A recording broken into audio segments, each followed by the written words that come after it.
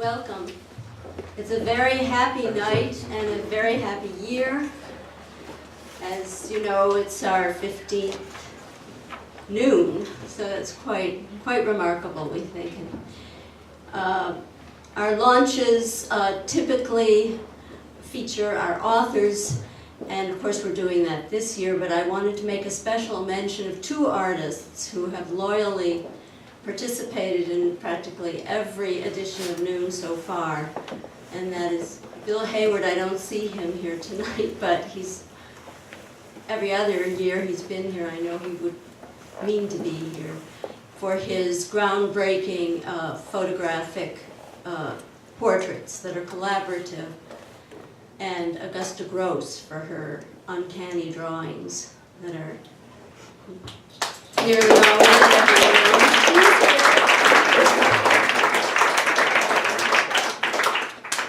Tonight we are fortunate to have 5 readers: Chiara Barzini, who has flown in from Italy, and Kayla Blatchley, who trekked from Minnesota, and Rebecca Curtis, who trekked from Columbia University, and Ann DeWitt, and Rhodes Stevens. I know he trekked. Providence, Rhode Island, yes. Chiara Barzini is our first reader. She is a screen and fiction writer living in Rome. Her writing has appeared in Bomb Magazine, The Coffin Factory, Noon, New York Tyrant, Milan Review, The Village Voice, Rolling Stone, and Italian Vanity Fair, and Harper's. She is the author of the short story collection, Sisters Stop Breathing.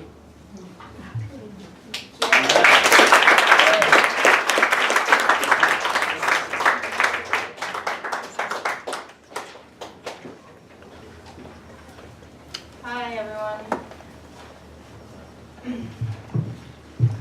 So the story I'm going to be reading is called Adult, and it takes place in a Sicilian island.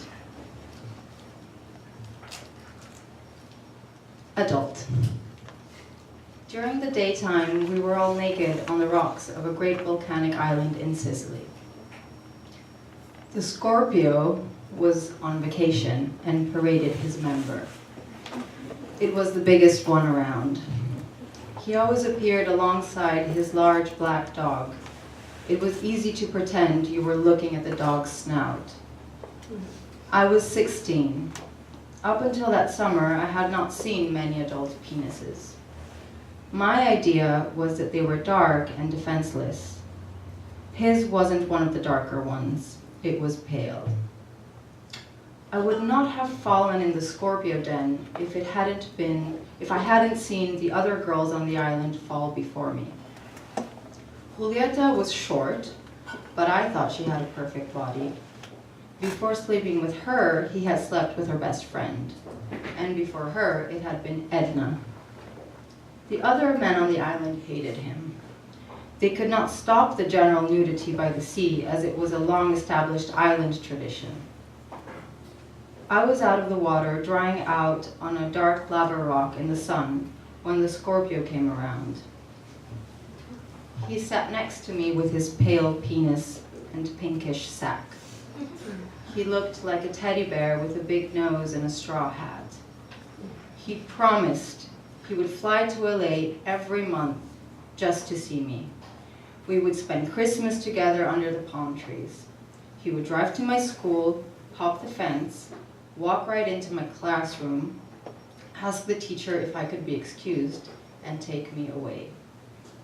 "Have you ever been to the Pussycat Theater in Santa Monica?" he asked with hearts in his eyes. "Oh, we have to go. The last time I was there, I got jacked off by a couple of black guys. I'll take you there, I promise." On the day of the storm, I knew it would happen. The island was in a state of alarm. The houses were flooded. The power was out. People had to take cover wherever they were. The Scorpio and I were together on the rocks by ourselves when the lightning strikes hit the sea. It started pouring, and we rushed through town covering our heads with wet towels. We climbed up the volcano to the first plateau, where his house was, and he invited me in. His big black dog was sleeping on the floor. The place was humid and smelled like fried breaded fish sticks, which, the Scorpio admitted, had been the essential staple of his diet all summer long. He offered to fry me up a few, but I refused. The moment we started kissing, I heard my mother's voice crying out for me from the top of the mountain. She must have known. Being a quasi-virgin, I didn't have the internal tunnel structure to contain the male Scorpio. It felt like a rigid elephant trunk was trying to make its way through my entire body and out my throat. I chose to solve this problem by performing what must have been a non-believable orgasm because the Scorpio did not stop. I re-pitched my voice a few minutes later, this time with a huskier, surrendered tone. The Scorpio kept on. He had me cornered in a very non-participatory way up a wall. With all the strength I had, I busted out a final, exhausted-sounding wail. I pushed him away. That was the best orgasm of my life, I finally moaned, thinking that would seal the deal. He stopped briefly. Don't tell me you're the kind of person who has to stop having sex after she's had an orgasm. Of course not.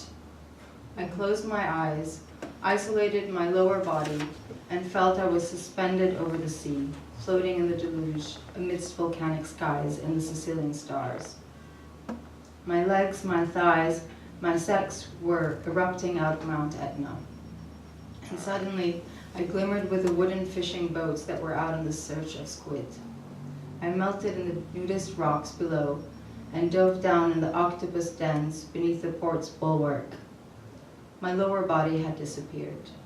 I had managed not to feel anything. Only my torso and my head stayed in the room. With my limbs scattered in the atmosphere, I was more whole than I had ever been. Back in the room, I recalibrated my pleasure sounds, brought them down a notch, and stayed on the bed for another hour until I was scrubbed dry. At that point, the Scorpio retreated and started to stroke himself at close proximity. He asked me to touch myself, which I did.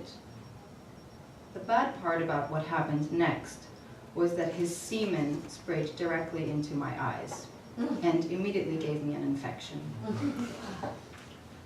The good part was that he was not inside me any longer. My body flew back from the skies of Etna onto the mattress into the corner of the room. Are you really going to come to my high school and take me away for Christmas? Of course, he reassured me. I love you. I will always love you, even if you become obese. When I arrived home, my mother looked at my face. What did you do to your eye? The rain fell in it. You probably caught some terrible disease they don't even have a name for yet. I used a condom, I lied. Back home in LA, my best friend, Ben, who had a car, drove me to a free HIV clinic in West Hollywood. In the clinic, they asked me a lot of questions, including if I had ever participated in pornographic pictures. I said no. I was negative. I asked Ben to drive me to the Pussycat Theater in Santa Monica, but we discovered it had shut down years earlier. There was nothing left to do. In history class, I sat looking out the window, staring at the fence, obsessed by the thought of the Scorpio. He had not returned any of my letters or calls, but I knew he was busy planning our Christmas getaway. I would work all winter long to broaden my small hole. If your vagina isn't as deep as a tunnel, you will never be happy with a Scorpio.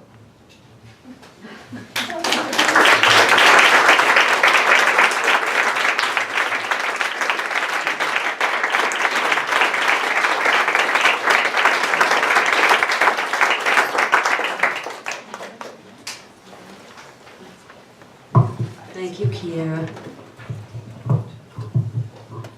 A brave story, an important story.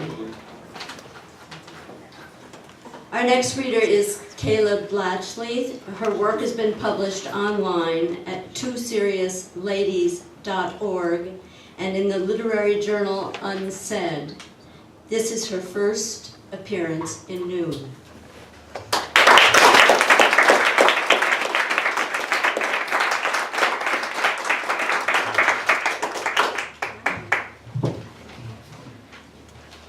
I just wanted to thank everyone for being here. Thank you to the center, and thank you, Diane. I'm going to read two stories. A waitress. There was a brief letter from her mother when the waitress arrived home. The remote tone of the letter suggested her mother was angry with her, but she didn't know of any wrong things she had done. There was also a history of this kind of sharpness. The next night, late, when a group of her friends were visiting, her close friend asked if it was okay with her if he stayed.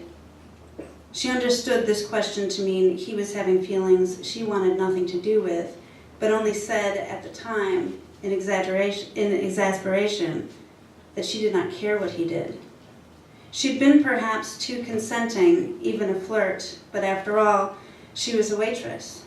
And this her friend should have taken into consideration. He was now confronting her with emotions that did not belong between them. She insisted to herself that she was virtuous, or maybe innocent, and that one day she could tell everybody about it. She received a call from her mother the morning of a family event. The mother gave her an estimate as to what time she and her father expected her to arrive to pick them up. There was also the matter of locating a cooler large enough to accommodate several pies, but compact enough to fit into the trunk of her mid-sized borrowed car, alongside the grandfather's wheelchair. The waitress stared into a white styrofoam cooler while the mother instructed her how to measure its girth with her hand. The subject of the mother's recent letter to her was not brought up, although the mother did warn the waitress that it was chilly and damp, and that she hoped she had dressed accordingly, as they would spend several hours outdoors.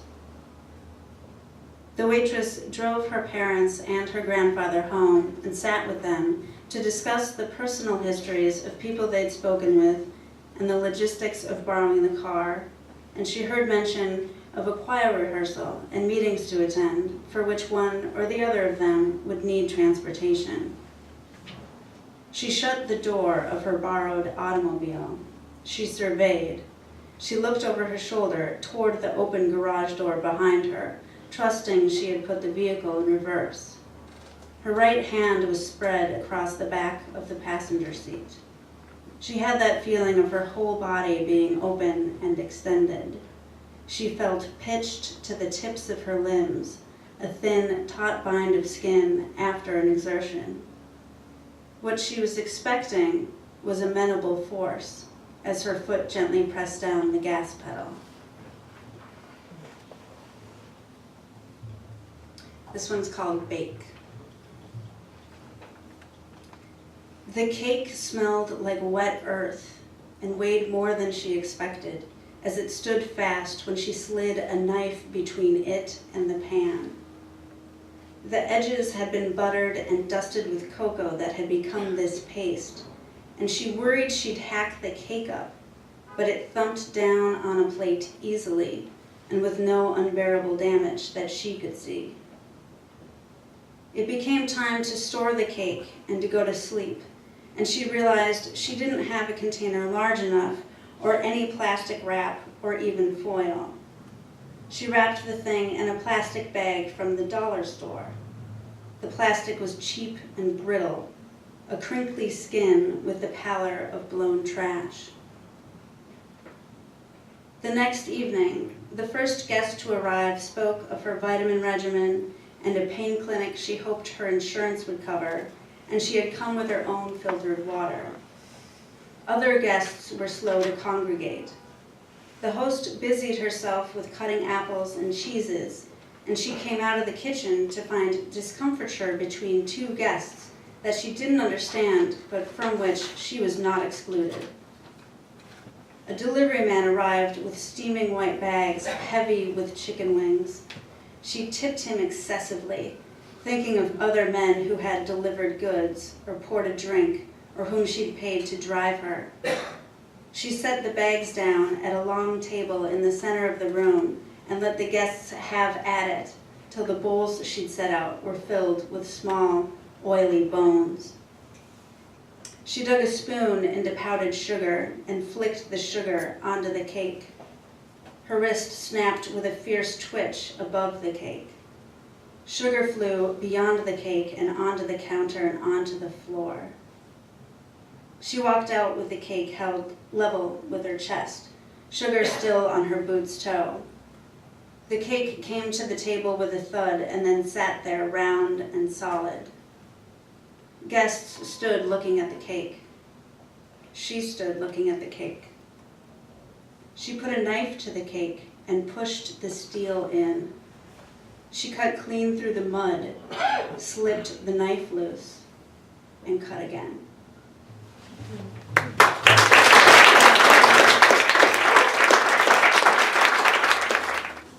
There's a mood and tone switch now. Something quite sedate and elegant. Anne DeWitt's writing has appeared in many journals, including Guernica, Noon, Bomb Blog, and Art and Culture. It is forthcoming in the short course, an international anthology of prose poems edited by Alan Ziegler. She teaches at Columbia University and in the School of Art and Design, History, and Theory at Parsons, the New School. She is at work on her first novel.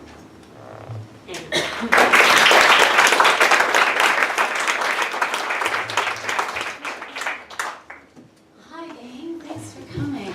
And I have to say special thank you to Diane. She's really given this book wings. I think I sent Diane a story, and the funny story about how this excerpt came to be was that I sent it to her and she said, I love it, and then she read it again and she said, okay, some lines, and then she read it a third time and she was like, I read it a third time and there was nothing there. And I was like, that's so true, there isn't. So I was driving in the car and Diane called, and so I ended up sending her the manuscript, and I got a really lovely email from her the next night saying, I'm up till 2 a.m. and I'm loving it. So thank you, Diane, for reading it and selecting this. The book itself is called White Nights in Split Town City, and the excerpt is called 2 Trees of Knowledge. The hill on our front lawn housed what my father called 2 trees of knowledge. Old apple trees that flowered in the spring and shed small, bitter apples in the fall. The yearly continuation of this cycle was unexpected, having fallen under the care of a long line of neglectful owners who had failed to prune away the dead wood to make way for the new sprouts. Their fruit all but went to seed on the branch. And yet each spring, the trees produced great plumage, large white blossoms which, if you sat at the base of the trees, smelled like a mixture of honey and vinegar. I'd attributed this cycle to what I'd once heard my mother call the wayside of things. The wayside of what? I'd asked her. Mother was sitting in the living room then, in her blue bathrobe, draped over the couch near the back window, which she had cracked just wide enough that she could ash out of it. The wayside of life, she said. She tapped her cigarette out the window and stared across the deck, her eyes trained on the 3 men on horseback who were cresting the top of Fay Mountain, about to disappear under the power lines that ran down the back.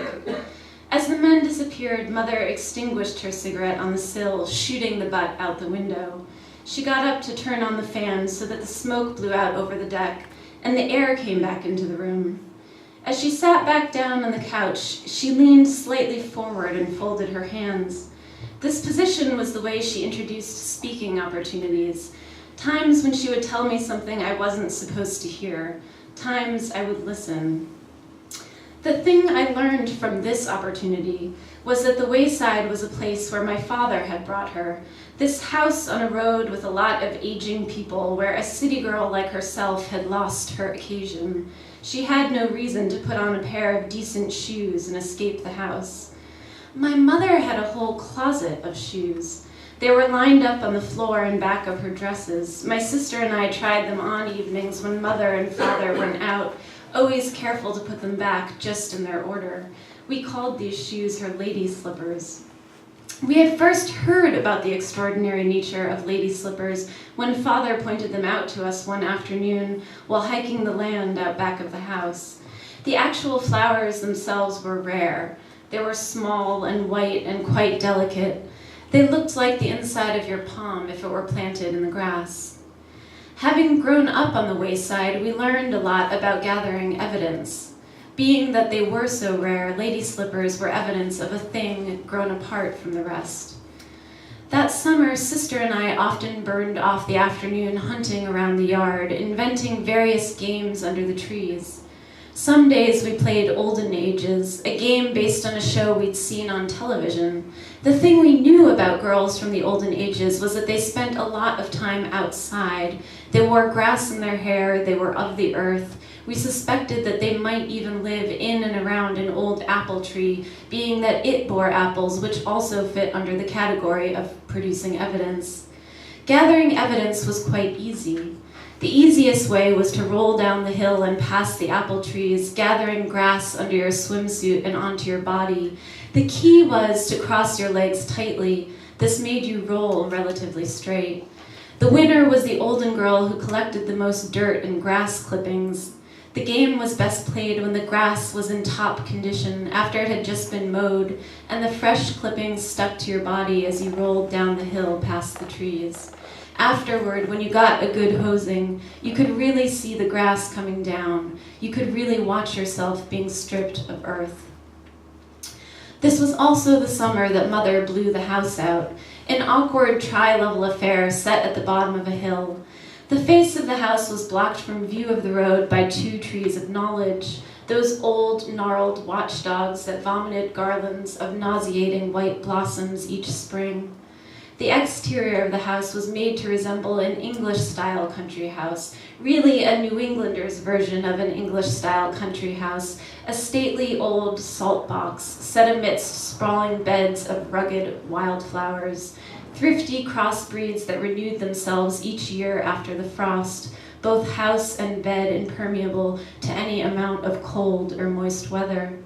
This image, I suppose, had been glimpsed in a decorating book at the mall. In actuality, the house was a Tudor. Along with the apple trees, Mother called it the bottom feeder. Mother had taken a vision of England under her wing. She'd fallen in with Margaret Needham, the elderly British widow who lived in the studio apartment above the Agway in the center of town. Margaret was Fay Mountain's only living European transplant. Along with her accent and her collection of yeats, she boasts purebred old world blood. The separatists joined in her parlor every Sunday where Margaret served scones and cream. As Father said, Margaret was cultural driftwood. Her influence floated wherever it was least needed. She was also the town librarian. Spare of doorway or window, our house seemed to have been built with the goal of providing maximum insulation and cover from direct light. The previous owners had been elderly. On our first visit to the property, the man of the house sat in a rocker in the living room, smoking his pipe in front of the wood stove. The living room was lined on the inside with reams of dark wooden paneling. The heat of the fire and the humidity of the man's thick purple smoke fogged up the windows. For several months after we'd first moved in, when it rained, the room smelled of wet firewood and tobacco. The exterior of the house was covered in a thick white stucco, a paint that, like the attitude of the house itself, retained a grainy salt and pepper consistency. When you ran your hand over it, you sometimes discovered an unusually large blemish, a fly or 2 that had dried into the mix. The blowing out of the house that summer was a family project. Mother hired a contractor to knock out sections of the exterior of the living room and install a band of modern floor-to-ceiling windows, large sheets of dual-paned glass, which she said would let light in and invite some of the outside world into the home. The contractor's team was comprised of several high school boys who stomped around the living room in their tank tops and work boots, flexing and sweating to the radio. Occasionally they went outside on the deck to smoke a cigarette with Mother. What the blowout plan lacked in insulation, it made up for in Mother's joy. We handled the remodeling ourselves. Once the windows were in, Sister and I were given large, soft, bristled brushes and sent to the back porch where the stucco finish had been abandoned in favor of wooden paneling, each panel thick enough that we could follow the grain and cover the entire width with a single stroke. When it came to painting, Father said the back of the house was all about getting on a good cover. Overlooking the marsh, appearance didn't much matter. There was something of the devil in Mother the night the fuse behind the fallout of the blowout plan was ignited.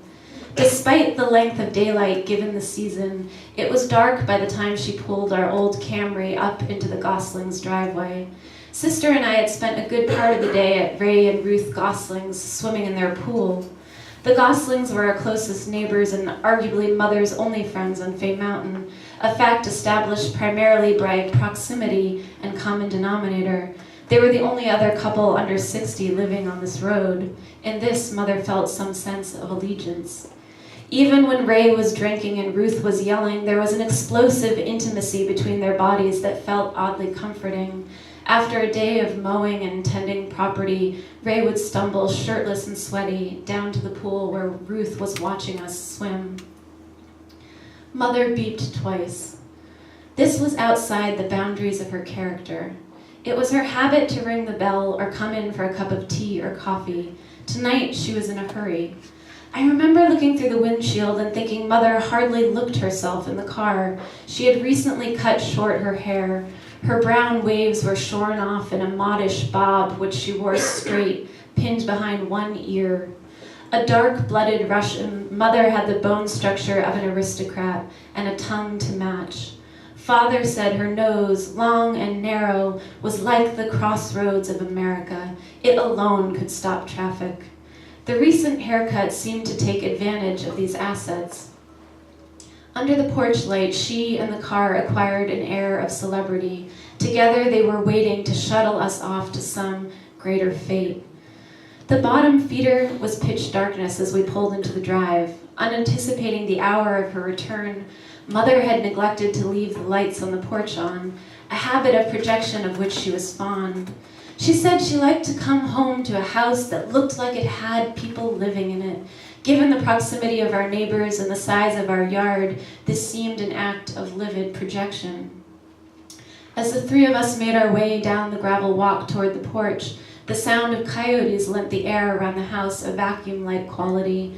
Due to the lateness of the hour, even the mosquitoes had retired, the familiar buzz of their bodies replaced by the sort of tense silence that precedes acts of punishment. The truth is, I felt the pull of the first fledgling strings of empathy for Mother then, though I wouldn't have named it as such. As I reached my arm around her waist, I felt the waifishness of her body, the hawk-like way her hip bones darted out from her skin as she walked. Despite all impediments to glamour, she wore belts which highlighted the trimness of her waist, and that evening she was wearing the slim brown snakeskin with the brass buckle. She'd bought it with her mother in New York.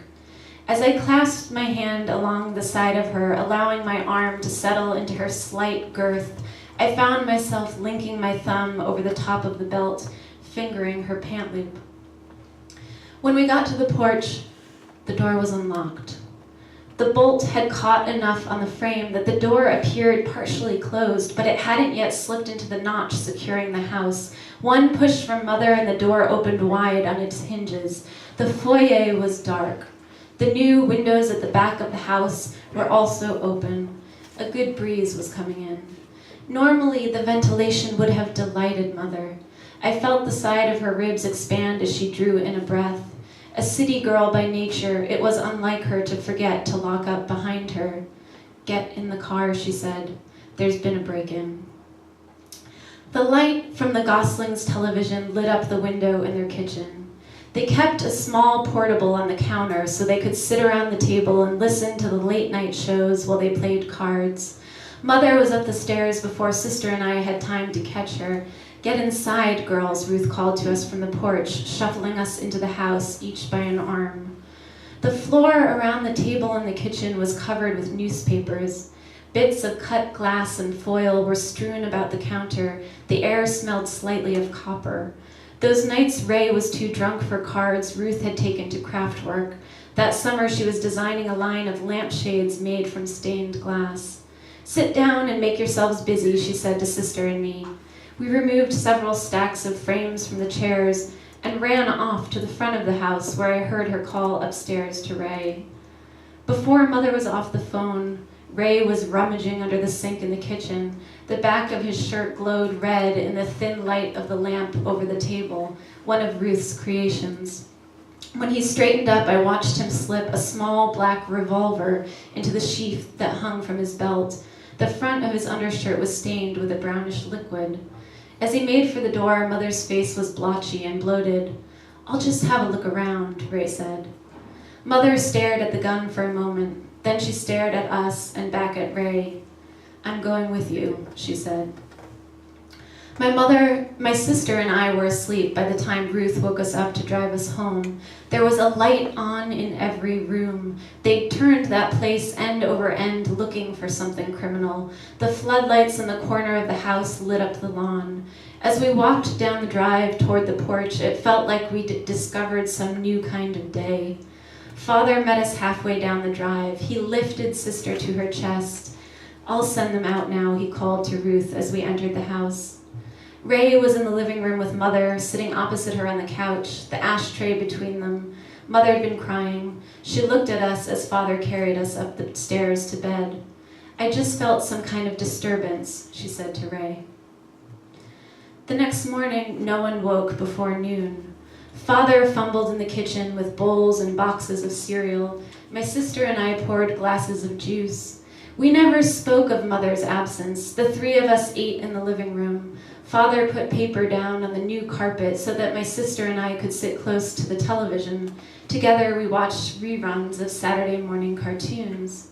At that hour, the light coming through Mother's new windows was so strong it cast a glare on the screen. Father papered over the window nearest the television with a few sheets of newsprint and some tape, shading the box so that we could see. Mother wasn't the only one holding her tail high that summer. What I remember most of her departure was the pheasant farm. The doctor had erected a coop on the corner of his property where it abutted ours. His birds strutted around the fields in back of our house, noiseless, stubborn, brimming with pride. Night walkers, day walkers, his birds were both. They had no respect for the hour of the day or the confines of their dwellings. There was an arrogance to their beauty that I found both attractive and abstinent. The way they hefted their legs and cocked their bright heads towards the sky, they were always stepping over something, as though the very ground beneath them were rotten.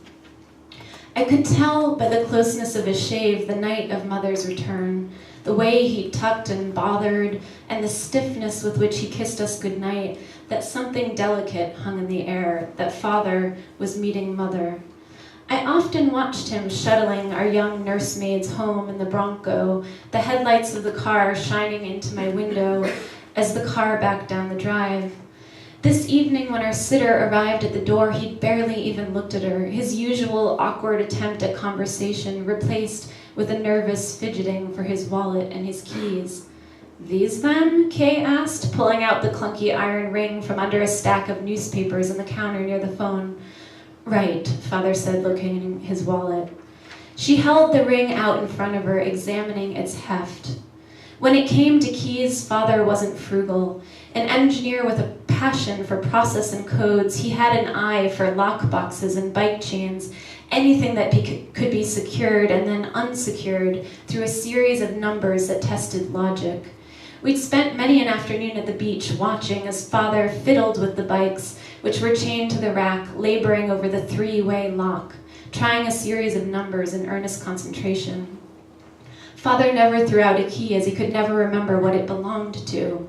There was probably a key on there that unlocked his dormer in college. I figured it for the small, three-toothed brass.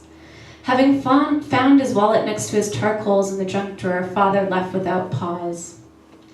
The hum of the refrigerator became a blatant reminder of just how hard it was to keep up with the thinning veneer of our happiness. Kay was this first adult who hadn't performed for me. The fact that it was her duty to entertain us seemed to eclipse her. I'd never known Mother to let such silence sit in a room.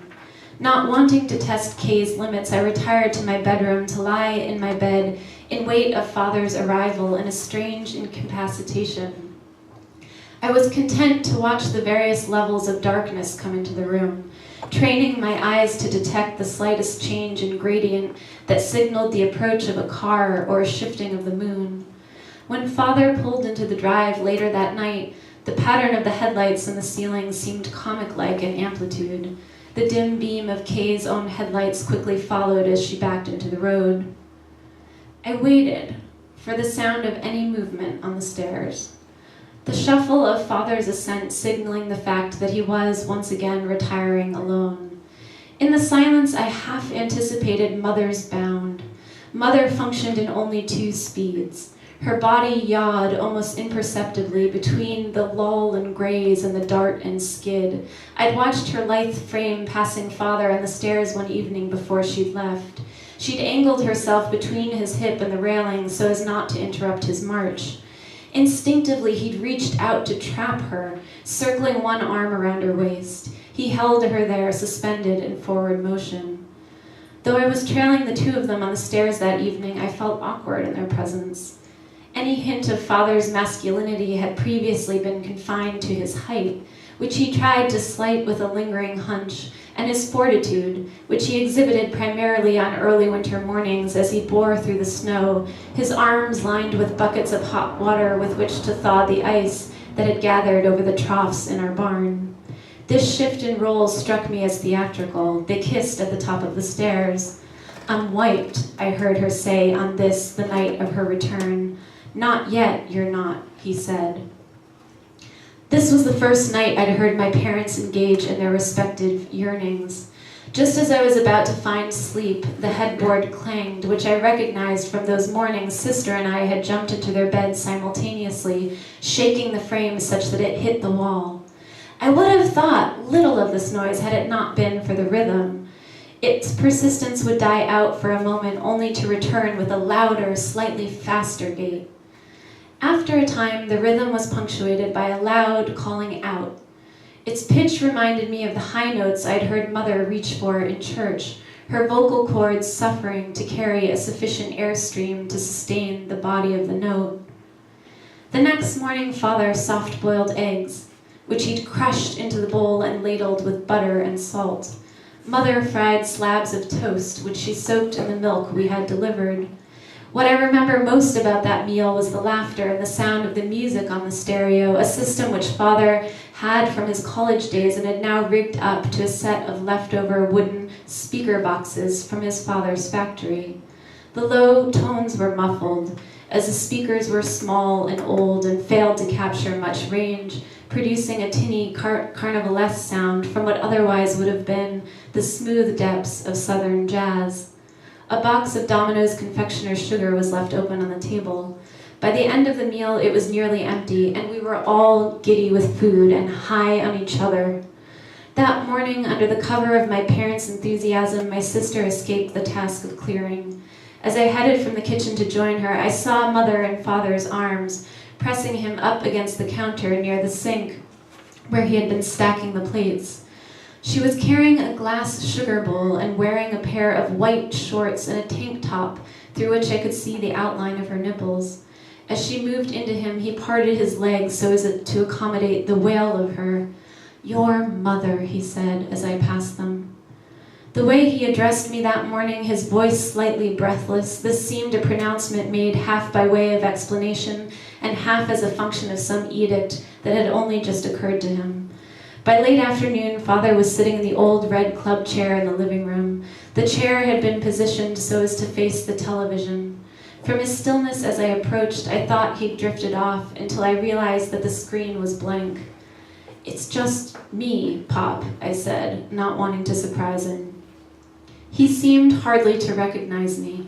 Any sign of acknowledgement replaced by slack jaw and glaze. His cheeks and the broad expanse of his forehead had lost their hue. Coated with tears, his features looked shrunken. With his back to a row of windows, when I looked at father and turned my head a little, various parts of his body disappeared into the sun's white blaze, as though through him I could look out the window and beyond.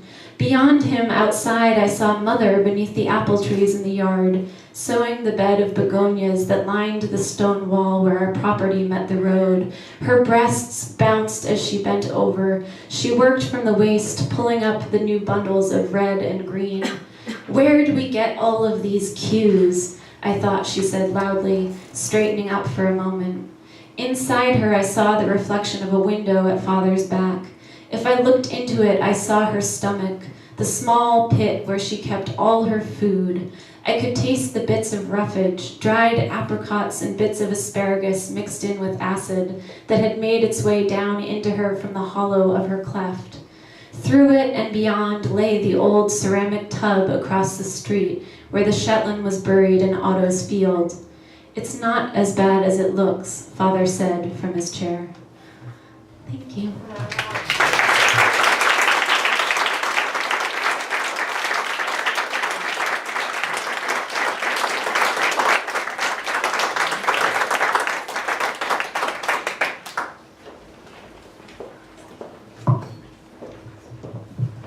This is a great concert, that's how I think of it. Next is Rhodes Stevens. He lives in Providence, Rhode Island. This is his third appearance in New.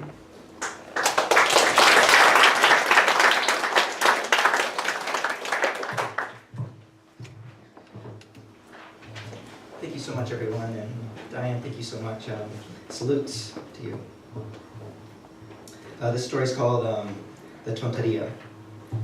The last time when she had accidentally cut the back of his neck extremely with a kitchen knife, he had said that he would get the cops to help him get away from her. They could watch her and protect him as he got his things out of their apartment. So when she saw him come home to their apartment late at night, in the passenger seat of a police car, she thought, "He is leaving me now. Ahora él me está dejando."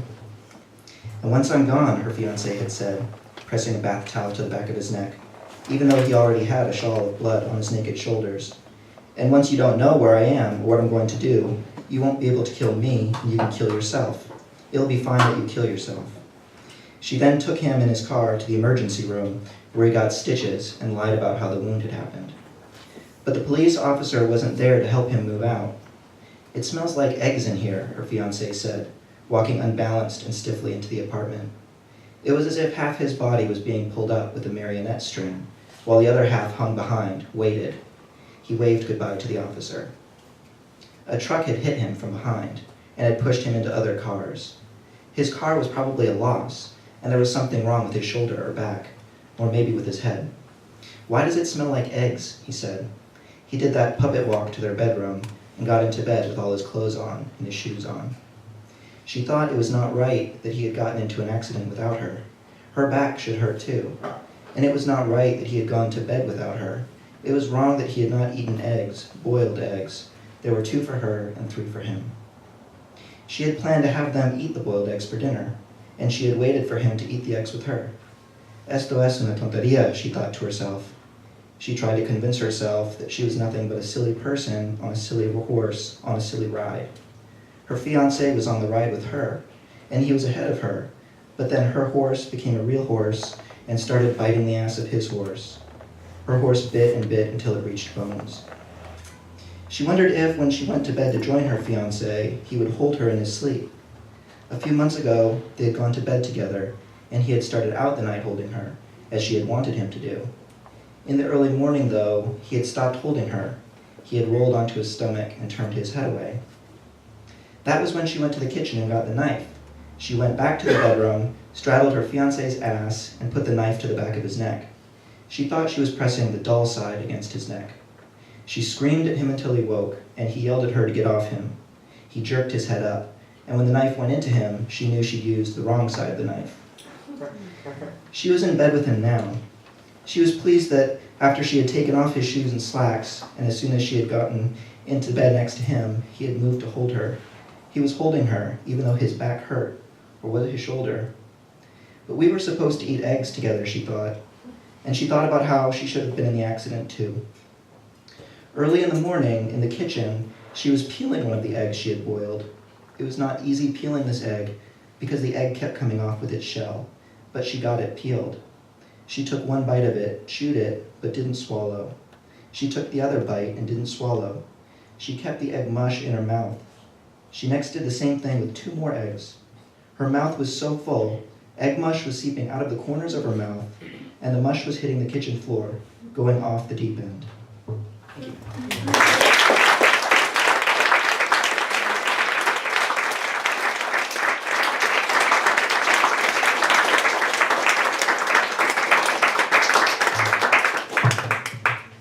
Thank you, everybody, all our great contributors to Noon. It's been a spectacular evening.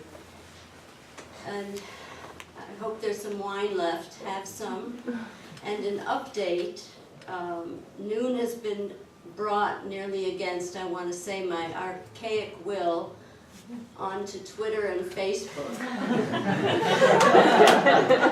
So you can all look for us there. I don't know if I'll be looking. I may be looking. But thank you.